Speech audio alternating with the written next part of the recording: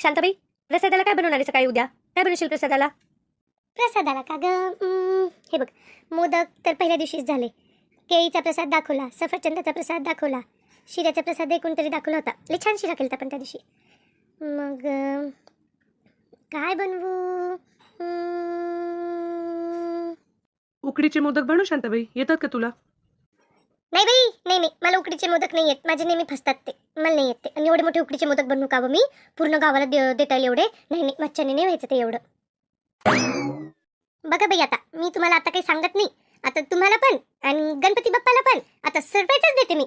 आता उद्या मी काय करते ते सांगत नाही, पण उद्या मी सरप्राईज देते तुम्हाला. प्रसादाला काय असेल ते नवीन पदार्थ बनवते. तुम्ही खाल्ला नसेल ना असा पदार्थ बनवते मी. हां जमतंय. चल मग आता जाऊ घरी आणि झोपू. मग शांताबाईला उद्या सकाळी उठा पण लागेल लवकर तयारी करायला. हो चला. राणीचे पप्पा झोपतील अगोदर, मला जाऊन सांगावं लागेल त्यांना सकाळची आरती आपण घेतलेली म्हणून. मग सकाळी वावरात